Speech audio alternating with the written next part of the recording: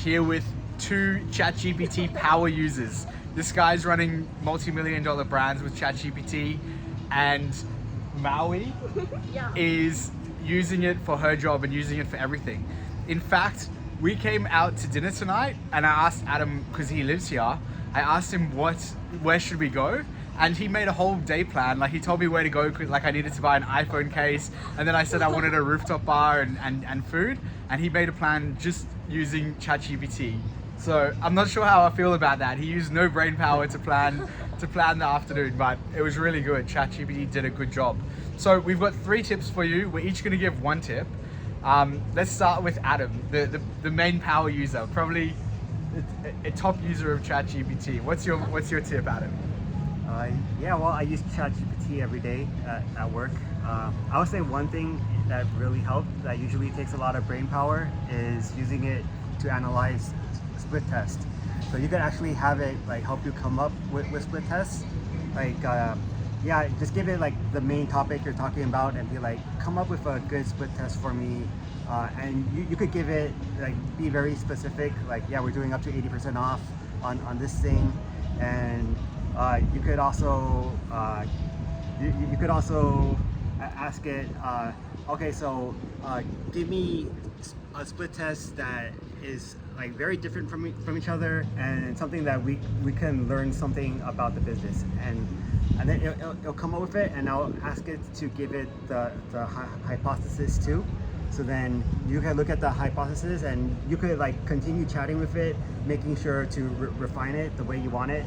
And then after that is done, you post those split tests, and then after it's done, you show it back the results of it, and then you ask it, okay, so from these results, what did we learn, and is it statistically significant, or is it just random? And nice. and it'll just give you like all of that, and then you can be like, okay, based on this, can you plan my next split test?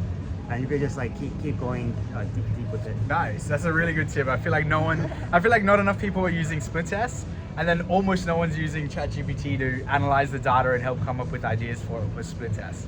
People try to, even me, when I'm running a split test, I do it from the top of my head, you know? I'm like, oh, we should test this, but I'm gonna start implementing this a lot more.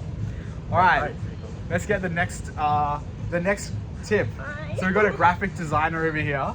So people say, you know, what people in like normal jobs, like that work like for a bank or something, they're like, I don't know what I'd use ChatGPT for. Well, we got something design related, so not even like text related, and Maui uses it daily. So what is your ChatGPT tip? Yeah, I think for a designer, like, if sometimes you have like something in your mind, but you're like not that sure what like picture like that, you just can put everything on ChatGPT, and they're gonna generate the photo like in your mind for you, like, and you can see the real picture like that.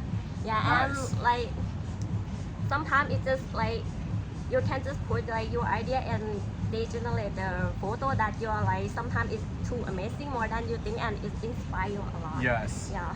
Awesome, I like it. That's really good.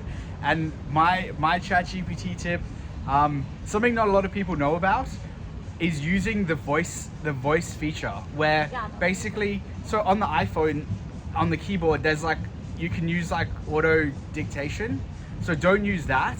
But on ChatGPT on the mobile, where you put in the text, there's like 3 lines or 4 lines, and if you click that, you can talk to it. And the reason that I recommend talking to it is sometimes when people are giving it a prompt, they're asking it a question, they make it too short, or they don't give enough information. So the benefit of talking to it is you can just talk to it like you're talking to a friend, and that way you'll most likely include all the information you need to include, because you're not typing it out strategically, you're just kind of rambling and just adding in a lot of elements and a lot of features. And its voice to text functionality is really accurate. It's actually incredible. It's better than Siri, it's better than anything else I've used. So I recommend just talking to it for like 5 minutes on a question, and that way you're going to cover everything you need to cover in the question or the prompt, and it's going to give you a really nice, thorough answer. And bonus tip is always follow up with it, because usually the first answer isn't as good as the third answer. So ask it questions about its answer and ask it to refine. So Yeah. One more tip on that.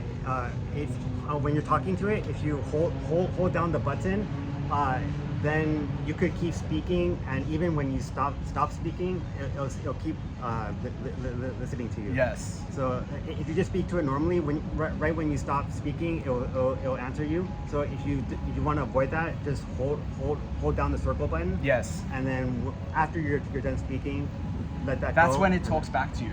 Yeah. So that's another thing. So I'm talking about something different. But what Adam's talking about is you can actually have a conversation with it and it will talk back to you. So that's okay. that's a good one. About that one. I'm talking about where it translates your voice to text. Okay, gotcha. Yeah, gotcha. yeah. Oh, yeah. So that's an extra bonus tip is you can actually talk to it. So I was in Bergen in Norway, and I wanted to know what to do, and I was walking through the city with headphones in. My phone was in my pocket, and I was talking to it as I was walking through the city. People thought I was like on a phone call or something, but I was just talking to ChatGPT, and it was talking back to me. So that was super fun.